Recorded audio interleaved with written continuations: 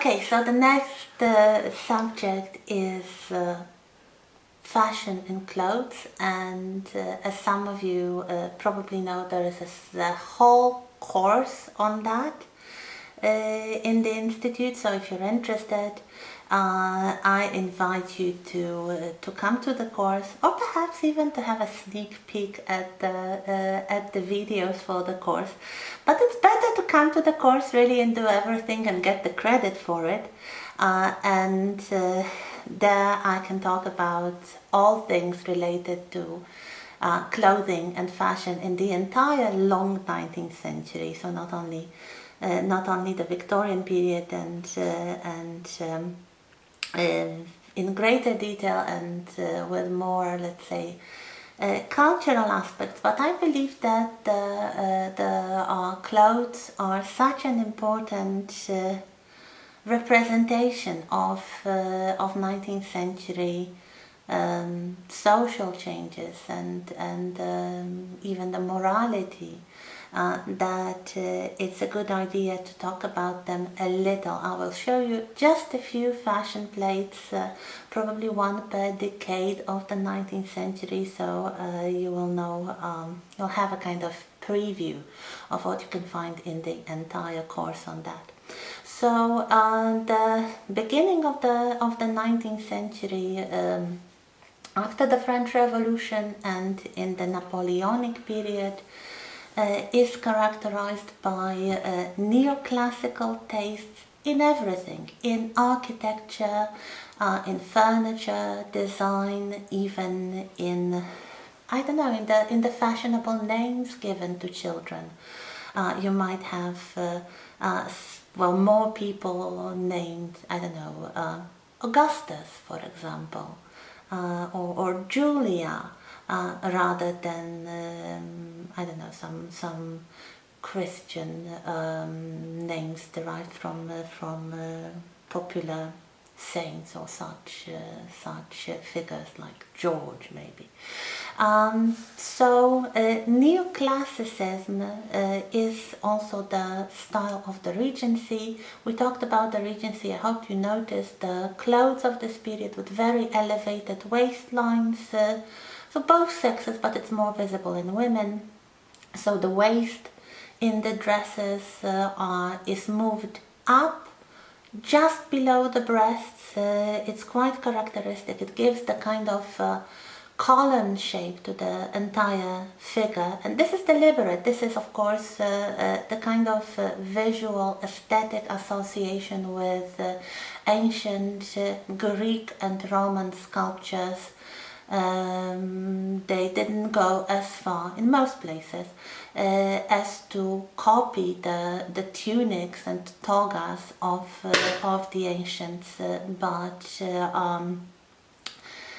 to have this kind of elongated column-like figure with a flowing skirt, drapery-like, and especially if you used another layer of a shawl as a cover.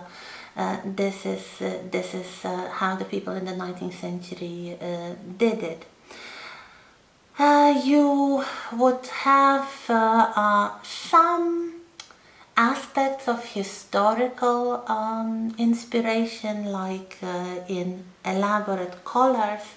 They will be even more fashionable after the defeat of Napoleon in 1915. Also the bonnet. The difference between a hat and the bonnet is that the hat sits on top of the head, and the bonnet kind of circles the face around, and it's fastened below the chin. The bonnets are the most typical female headwear for the Victorian period, perhaps around the middle of the century. Then they are replaced by hats that are seen as more modern. Men never wore bonnets, they only wore hats, different versions, but the top hat, which is very tall and tubular, was the most popular type of male hat for most of the 19th century.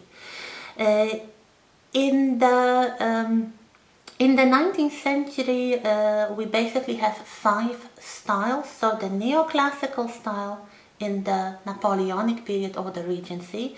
Then we have the Romantic style between the defeat of Napoleon and more or less the accession of Queen Victoria in 1837. Then we have the long Victorian period, which is basically divided into 2 phases. The crinoline phase and the bustle phase. The crinoline phase is the mid-Victorian period. Before that, in the early Victorian period, dresses were relatively modest, especially compared with the Romantic style that was the period of extravagance, individualism and exuberance. Then, when Victoria came to the throne, as you remember, as an 18-year-old woman, she wanted to appear more mature and responsible. She didn't like all the extravagance of the Romantic period. She didn't, I wouldn't say she would influence, she would like start the new fashions, but this was really like the zeitgeist, the spirit of the time. So what develops in the 40s or even the late 30s is the basic Victorian style with narrow bodice, so the upper part above the waist, and the long full skirt. The fullness of the skirt, which starts to be popular in the Romantic period, the hourglass figure basically starts there, is achieved by multiple layers of underwear below the skirt. If you were wealthy, if you wanted to be fashionable, you would wear layer upon layer upon layer of the underskirts called the petticoats. You would also, of course, wear the corset. In the neoclassical period, corsets are not that important because the waist was not emphasized.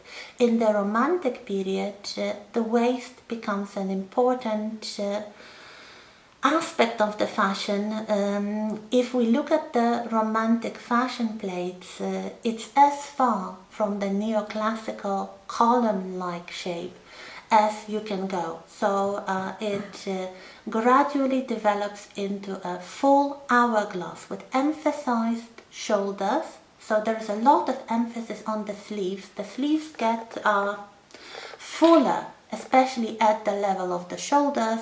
A very popular type of sleeves is called the leg of mutton sleeves. If you know how a leg of mutton looks, it's kind of narrow at the bottom and it kind of goes up, goes fuller towards the top. So this is the shape of the sleeves. And then the skirt, which is full and kind of dome shaped. And this is the basic Romantic style, which is very, I would say, traditionally feminine. It's very urban, and it's very civilian. It's the peaceful, peace-loving style of the urban middle class. In the case of men, you can also see differences. So the clothes become more urban.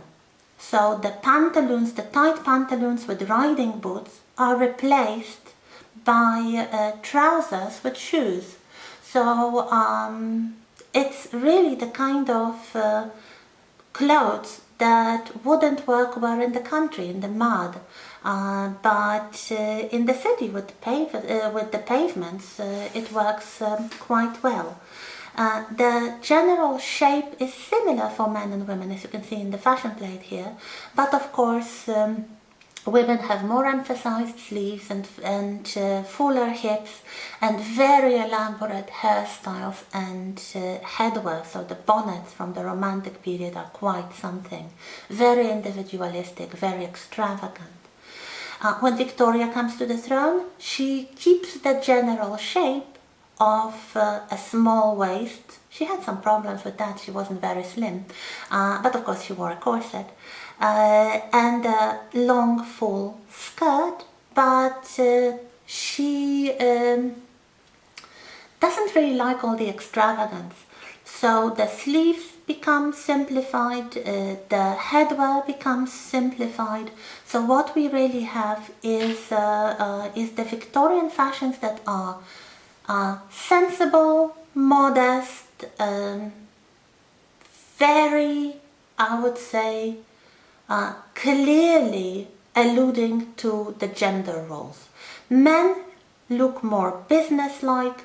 They do not really wear anything extravagant, so it's more or less kind of uniform of a gentleman in the city, wearing the trousers, the coat, the waistcoat, the white shirt, the top hat. These are the urban professionals, and everybody wears these clothes. Of course, we are talking about the middle class. The working people wear other clothes, but the style isn't that much different, really. So the most important symbolic information you can derive from the clothes is about the gender. It's not about the wealth, it's not about the social position, as if you look at 18th century clothes would be the obvious thing, like you would have men and women wearing makeup and powdered wigs and jewelry and embroidery and brightly colored silks. Now only women are decorative in the society. Men are sober and businesslike, and this is something that continues throughout the rest of the 19th century and in some ways until today, really.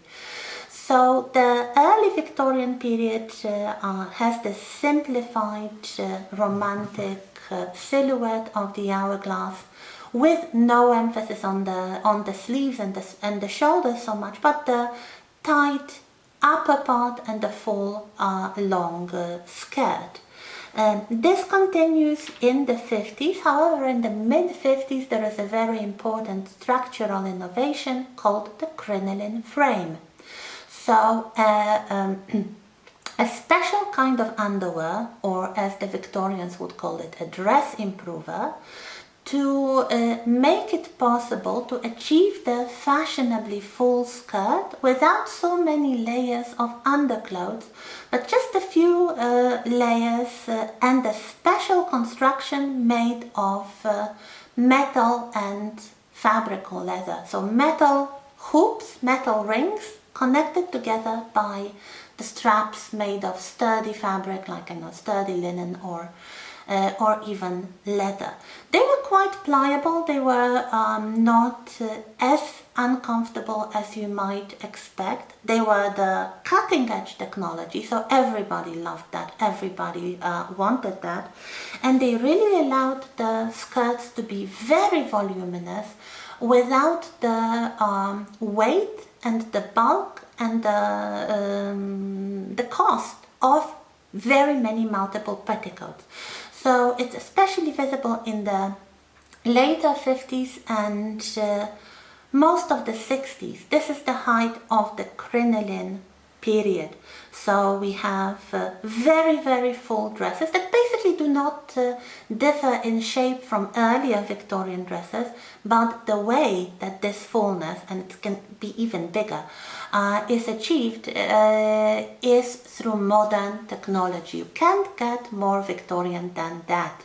Modern technology to achieve traditional effects, traditional silhouette. This continues until the end of the 60s, when the crinoline skirts become a bit too democratic because they were very cheap, the frames. So even working class women could perhaps buy a smaller crinoline frame for their Sunday dress. So the true ladies wanted something different to differentiate themselves from the working class people. So a new style was invented, in which the fullness was moved only towards the back. And this type of dress, very popular in the 70s, And then coming back for a time in the mid-80s is called the bustle dress. The bustle was another type of dress improver which only supported the back of the skirt. So it could be connected with some draping, it could be connected with a train, but the dresses were not that full, especially in the circumference, so they would be more practical. You wouldn't have troubles going through the doors, perhaps, wearing those dresses.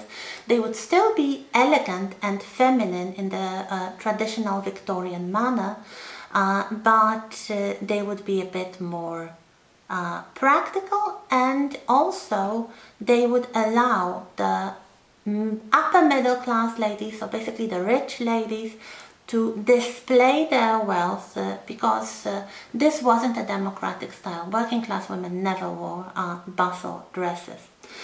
In the 80s there is a short return to, let's say, late Victorian neoclassicism, so the column shape again with narrow dresses, but this time, unlike in the beginning of the 19th century, they are worn over a corset, so the waist is very narrow and clinched.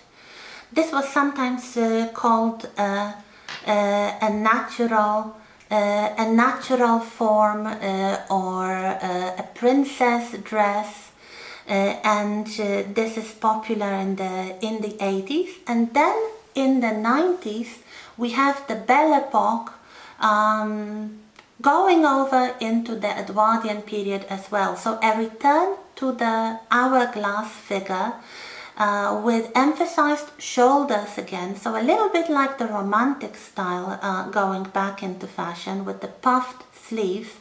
But if you compare the fashion plates from the Romantic period and the Belle Epoque period, you can notice that first of all the shape of the skirts is different. They are not as full on the hips as they were in the Romantic fashion, and very visibly the headwear and hairstyle is much simpler than in the Romantic style. This is the fashion of the turn of the century, of the suffragettes, of the new women, so the more emancipated, more educated women who want to enjoy the benefits of modern life. This is really something that links the Victorian fashion to more modern attitudes. So the only dress improver that remains is the corset. Women really stopped wearing corsets after the First World War. Then the fashion changed completely, and the corsets never really returned into the mainstream. They might be, of course, used by some fans of this style, and they are still used today by such, let's say, minorities, but they were never more in the mainstream. So that's very quickly about the 19th century styles in clothes. You may want to read the subchapter in Sally Mitchell's book. There are lots of materials, there are lots of videos with reconstruction of the historical clothes, and with demonstrations how a lady in a particular decade or particular social class or other circumstances would dress. This is something that that I hope you can find online. There are lots of such videos on YouTube made by usually enthusiastic women who are experts in that. Very likely much more than I am. So I leave you at that, and we'll talk briefly about some other aspects in a moment.